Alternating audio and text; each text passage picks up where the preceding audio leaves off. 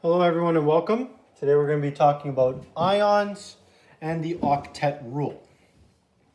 Okay, so this corresponds to section 1.3 from our textbooks. So let's jump right on in. So what is the octet rule? So atoms are stable, also known as happy, when the valence shell is full. Now the valence shell is the outermost shell when we're looking at our Bohr-Rutherford diagram. So once again, just a little bit of a reminder from our last lesson. Our nucleus has our protons and neutrons. And then on the outside, we have our energy levels, also known as our shells. Okay, and so forth. Okay, now in each of these shells, in our first one, we're going to have 2 electrons and they're typically together. Now, in our outer shells, we're going to have 8 for the most part.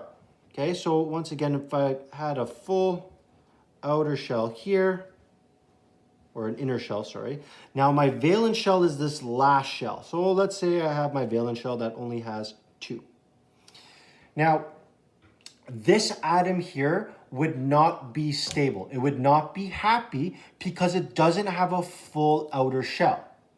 So typically what atoms are going to do is that they're either going to create bonds with other atoms or they're going to become ions. And an ion is where they either lose electrons or gain electrons. Now, atoms want to do what's easiest. So for this one here, there's only 2 electrons on the outer shell. So what's easier? To try and pick up 6 to have 8 on the outside? Or would it be easier just to lose 2? Well, it would be easier just to lose 2. And that's exactly what this element here is going to do. It's going to lose those 2 outer electrons and it's going to become something that we call an ion. So there are 2 types of ions that we could see. Okay, so the first one we'll look at is something called a cation. Now, a cation is when it loses an electron. Most often, metals will form cations. Okay, there are exceptions always to rules, but majority, 99% of metals will form cations. So we have sodium here. Now sodium, once again, if you take a look, has its nucleus. It has 2 in the inner shell. It has a full middle shell, and then there's only 1 on the outer shell.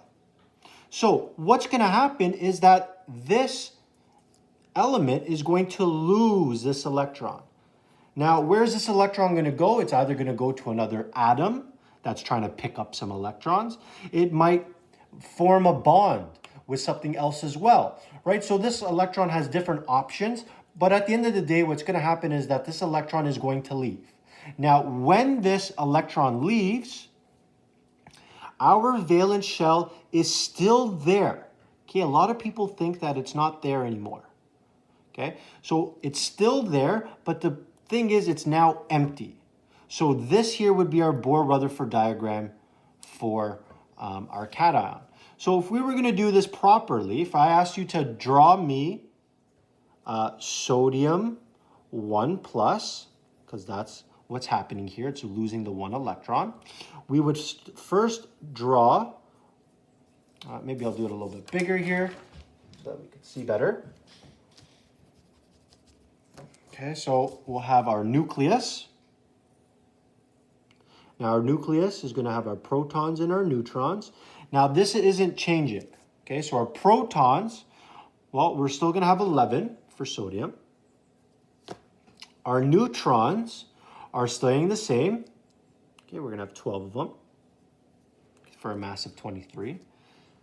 Okay, so we're going to still have our first energy level. We're going to have our second energy level. And we're going to have our third energy level as well. Okay, they're all still there. So in the first energy level, we have 2 electrons side by side. In the second one, we have a full 8. So 1, 2, 3, 4, 5, 6, 7, 8. But we lost 1 electron. So a lot of people think that if you have 1 plus here, that you're adding an electron. Do not think addition or subtraction. 1 plus means you lost an electron. You are now becoming more positive. An electron is negative. You lost that negative energy, so now you're more positive. So the last thing that we need to do is we need to put our square brackets around this to indicate that this is an ion. And we need to put the charge 1 plus. The number always comes first, the charge always comes second. And that's how we would draw something like this here. So on the opposite side, we have something called an anion. Now an anion forms when electrons are gained. So in this first one, we lost an electron. Guess what? Maybe fluorine picked it up. So now that fluorine picks it up, it formed now an anion. An anion is a negatively charged atom, and it typically happens to nonmetals. Typically. There are exceptions once again. Okay? Now, we're going to look at this here later on this unit. So the energy required to lose an electron is called ionization energy. The energy released when the electron is called electron affinity. However, once again, don't worry about these two definitions right now. We'll be looking at this later on in this unit. However, here is our normal fluorine.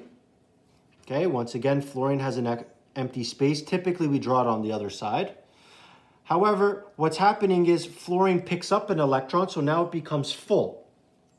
So once again, how we would draw this. So once again, now we have fluorine 1 negative. That's what we're drawing here. So what we're going to do is we're going to have our nucleus. So we have protons, neutrons. Okay, so our protons is 9 because that's our atomic number. Our mass is 18.99, so that's about 19. So 19 subtract 9 gives me 10 neutrons. So our next thing is we need to draw our energy levels. So how many energy levels does fluorine have? Well, it's on the second row, so there's going to be 2 energy levels. And once again, if you're not too sure, I talked about this in the previous lesson. Okay, so here's my first energy level. Here's my second energy level. So in our first one, we have our 2 electrons. In our normal fluorine, we're going to have 1, 2, 3, 4, 5, 6, 7. That gives us a total of 9. However, we picked up an electron. So we could either draw it 2 ways. You could put another dot here. But typically how I like to draw it, I put an X. Because that X tells me that's where the electron is going. That's where we picked up an electron. This still just represents an electron. If that confuses you, just put another dot there. That's fine as well. Okay. Now we have a full valence shell. So once again, because this is an ion, I put my square brackets and I put 1 negative there. Okay, so this is how we draw a cation as well as an anion. Now, what if you had something like carbon? Carbon has 4 electrons. What do we do in that situation? Well, that we'll talk about a little bit later. However, just know for right now, I wouldn't ask you to draw that. If it has 4 electrons on its outer shell, it could either gain 4 or it could either lose 4. So it can go both ways. Okay, now what it depends on is what it's bonding with. And like I said, we'll talk about that a little bit later on. Okay, before we move on to the next part of this lesson, what I want to do is I want to go over a couple more standard notation questions. Okay, so once again, if you're not sure about standard notation, we looked at this last lesson. So let's go ahead and we're going to try phosphorus. Okay, now more specifically, phosphorus, we're going to try 3 negative. Okay, so in order to do this, what we're going to do, the first thing we need is our symbol. Okay, so phosphorus has symbol P. Okay, and then once again, you could just figure this out from our periodic table. Now, what's the atomic number for phosphorus? Well, it's still 15. That has not changed. And what about our mass? Well, we have 30.9, so that would be about 31. Okay, so once again, our standard notation hasn't changed. But what if I asked you this? How many protons do we have? How many neutrons? How many electrons do we have for phosphorus 3 negative? Okay, we need to put that 3 negative here to show that that is an ion now. Okay, so let's go ahead and let's try this out. So the first one I'm going to do is I'm going to do my protons. So my protons is my atomic number. That hasn't changed. What about my neutrons? Well, I take my mass and I subtract it from 15. So 31 minus 15, I get 16. 16 plus 15 gives me 31. But what about my electrons now? Well, 3 negative means we gained 3 electrons. Once again, the most common mistake is that people think we lost 3 electrons. That's not the case. 3 negative means we gained 3. So in a neutral phosphorus, I would have 15 electrons, right? Last lesson we saw that 15 and 15, they should be the same. But we're adding 3 this time. So we should have a total of 18 electrons. So because we have more electrons than protons, it makes the overall charge more negative. More electrons means we have a negative compound. What about, let's try calcium. And let's try, I'm going to make one up here. Let's try 4 positive. Okay, this isn't really typically one for calcium, but once again, let's go ahead and try it out. See if you can come up with standard notation and see if you could tell me protons, neutrons, and electrons.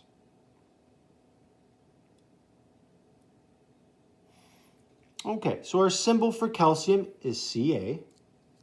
How many protons, or what's our atomic number for calcium? It's 20. And what's our mass? Our mass is 40.07, so we're at 40 here. Now, we're not just looking at calcium, we're looking at calcium as an ion, as a 4+ ion. So that's going to change our electrons. So our protons stay the same, 20. Our neutrons, we're going to take 40, subtract 20, and that also gives us 20. Okay, 20 plus 20 gives us 40. What about electrons now?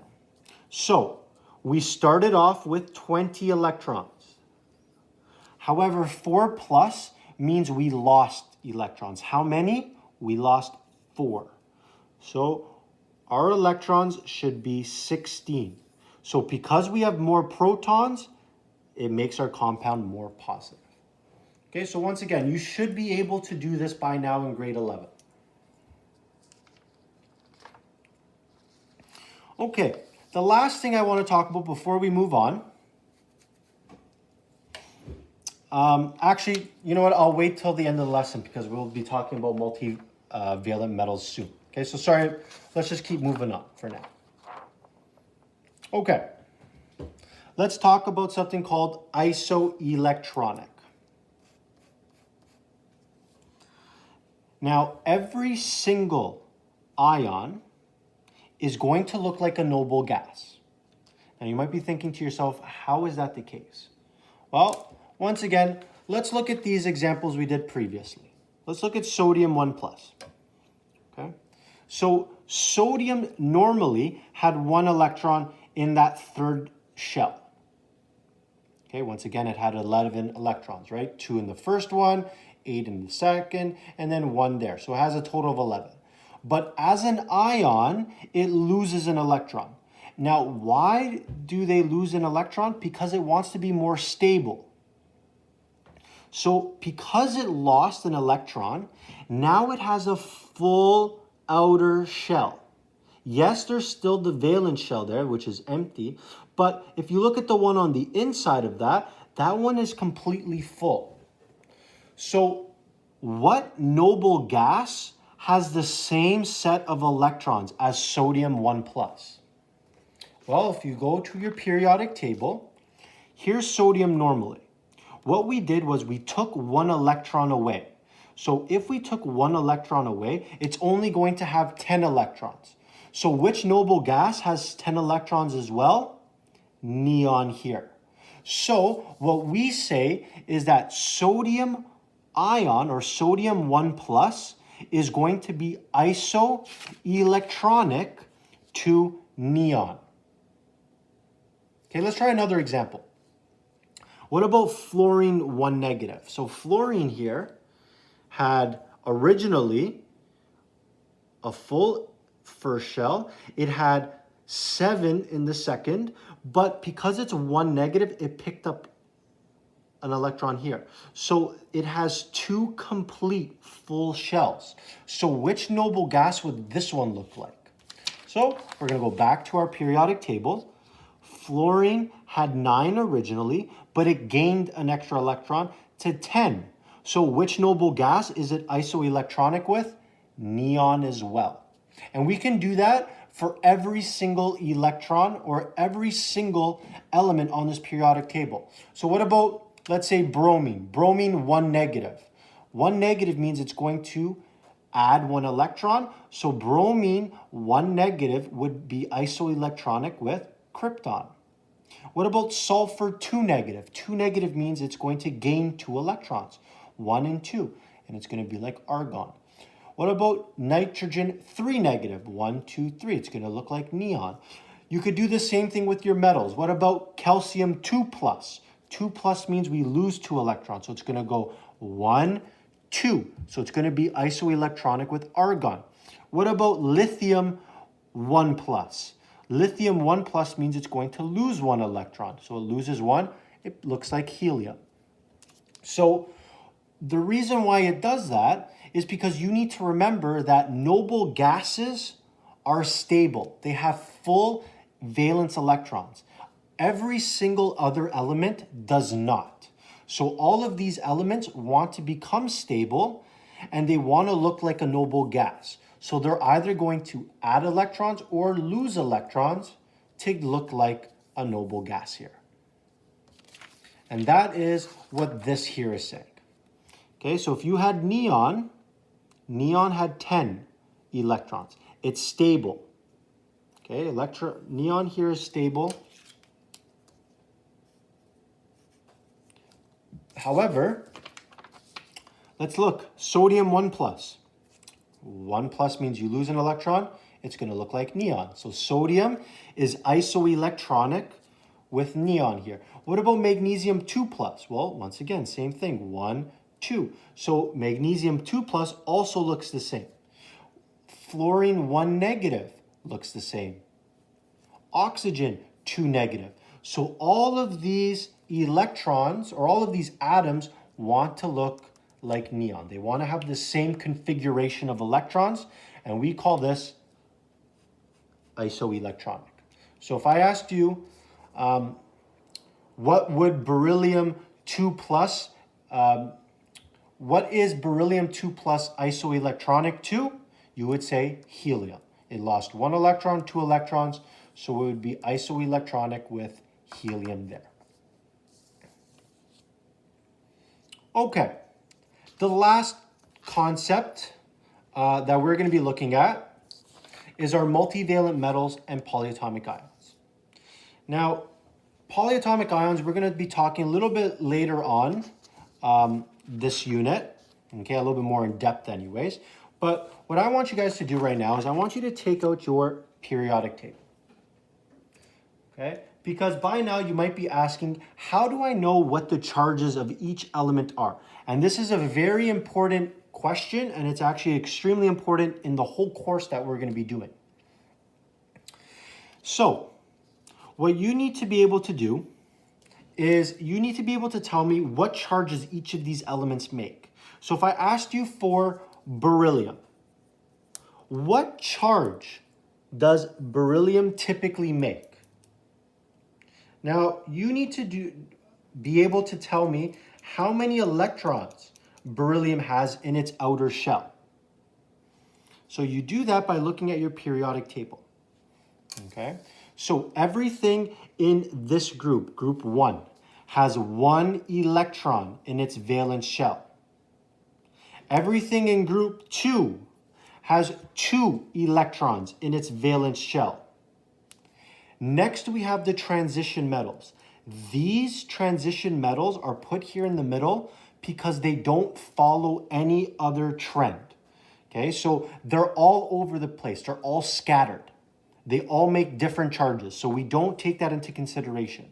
What we are going to do is we're going to go over here to group 3 or 13. All of these have 3 electrons in their valence shell. Group 14 or 4 have 4. Group 15 or 5 has 5 electrons. These ones have 6. These ones have 7. And our noble gases have a complete 8. So if I asked you beryllium, what is the charge? Well, what you need to figure out is, okay, beryllium has 2 electrons in the valence shell, 1 and 2. Okay, those are the 2 outer ones. So is beryllium going to keep these, or are they going to lose them? Well, beryllium is a metal, so it's going to lose these 2 outer electrons, and it's going to become 2+. So you need to be able to do that for all of them. What about oxygen, for example? So once again, oxygen. Okay, so if I'm drawing a Bohr-Rutherford diagram, okay, I have my nucleus with my protons and neutrons. I'm not too worried about that right now. I have my first shell, and I have my second shell.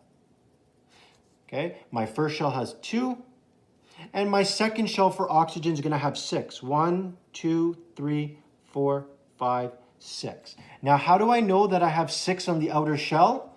Because once again, all I need to do is this. 1, 2, 3, 4, 5, 6.